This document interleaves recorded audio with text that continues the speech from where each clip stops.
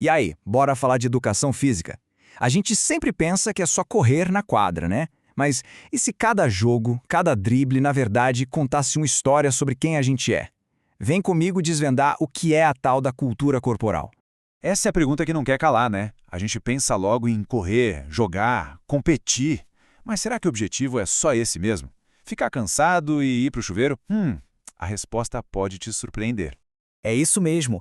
Cada passo de dança, cada golpe de capoeira, até o jeito que a gente joga a queimada, tudo isso é uma linguagem. É uma forma de ler e entender a sociedade em que a gente vive.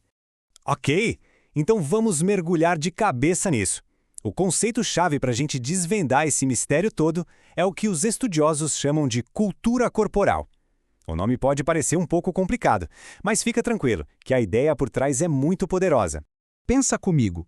Do mesmo jeito que a humanidade criou a música, a arte, a ciência, nós também criamos jeitos de nos expressar com o corpo. E é isso que é a cultura corporal. É como se fosse o nosso tesouro de movimentos criado ao longo de séculos para tudo, desde sobreviver até fazer arte.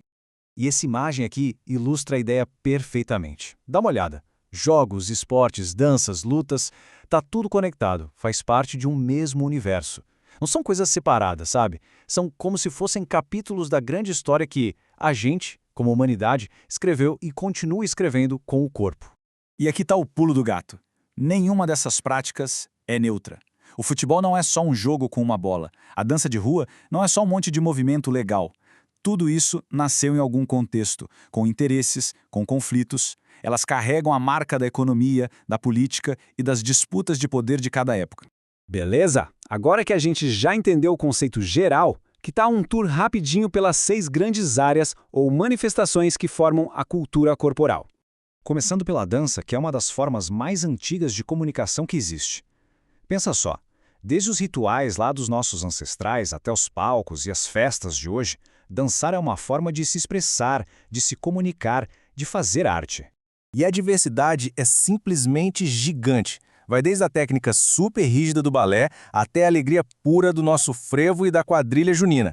Cada estilo desses conta uma história diferente sobre um povo, uma época ou até um sentimento. Agora, vamos para as lutas. A origem delas, claro, foi a necessidade de combate, de defesa. Só que com o tempo elas evoluíram para se tornarem práticas cheias de disciplina, de filosofia e de técnica. Olha que legal a variedade. Da capoeira, que nasceu como uma expressão de resistência cultural aqui no Brasil, passando pelo judô, com toda a sua filosofia, e chegando até no MMA, que hoje é um mega evento de entretenimento. É a prova de como a luta se transforma com a sociedade. Em seguida, temos a ginástica. Lá na Grécia Antiga, a ideia era desenvolver o ser humano como um todo. Hoje em dia, o foco é mais no domínio do corpo, em explorar capacidades como força, equilíbrio, flexibilidade. E a gente vê a ginástica em todo lugar, tanto nas apresentações incríveis das Olimpíadas, quanto na academia da esquina com o CrossFit, ou até naquelas pirâmides humanas que as líderes de torcida fazem. Para fechar nosso universo, temos mais 3. Primeiro, o jogo, que é a queimada na rua, onde a diversão é o que importa e a gente combina as regras na hora. Depois vem o esporte, tipo futebol profissional, que já tem regras fixas, federações e o foco é vencer. E por fim, as práticas de aventura, como o surf e a escalada, que são um desafio direto com a natureza. Certo. A gente já viu o que são as práticas. Agora, a gente vai descobrir como analisar cada uma delas. É como se toda atividade tivesse várias camadas escondidas ou dimensões que mostram os significados mais profundos. Pensa nessas dimensões como se fossem lentes de óculos diferentes. A gente pode olhar para a mesma atividade pela lente do prazer de brincar, pela lente da competição, pela beleza do movimento, pela tradição que ela carrega ou até pelas relações de poder que ela revela. E para isso ficar bem claro, olha só essa comparação. De um lado, a queimada na escola. Qual a dimensão principal? A lúdica. A graça é brincar. As regras, a gente combina ali na hora. Objetivo, se divertir com a galera. Agora, do outro lado, um esporte profissional. A dimensão principal muda para a agonística, que é a disputa. As regras são super rígidas. O objetivo é a vitória. E tudo vira um negócio. É a mesma base, mas as dimensões mudam tudo. E é muito importante a gente lembrar, nada disso está parado no tempo, viu? As práticas corporais e o que elas significam estão sempre mudando, sendo moldadas pela história e pela sociedade o tempo todo. A história da ginástica é um exemplo perfeito. Na Grécia, era para formar o cidadão completo, mente e corpo. No século XIX, virou uma ferramenta para criar nações mais fortes e saudáveis. E hoje, está totalmente ligada à indústria do fitness, a essa busca por um padrão de corpo. O movimento pode até ser parecido, mas o propósito, nossa, mudou da água para o vinho. Hoje em dia, a mídia e o mercado têm um poder gigantesco nisso.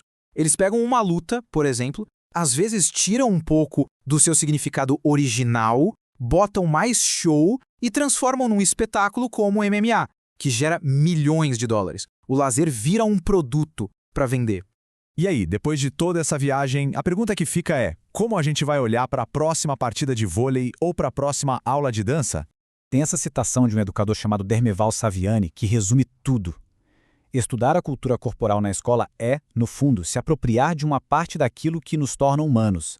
É ter acesso a um conhecimento que foi construído por todas as gerações que vieram antes da gente. Então, no final das contas, o mais importante é entender que esse conhecimento é uma ferramenta. Uma baita ferramenta para a gente ler o mundo de um jeito mais crítico, para entender as mensagens que os corpos comunicam o tempo todo, dentro e fora da quadra. E para terminar, fica essa reflexão no ar. Da próxima vez que for jogar, dançar ou fazer qualquer movimento, pare e pense um pouquinho. Que valores, que histórias, que pedaço da nossa cultura estão ali naquele momento? Encontrar essa resposta é o começo de um jeito totalmente novo de se ver e de entender o mundo.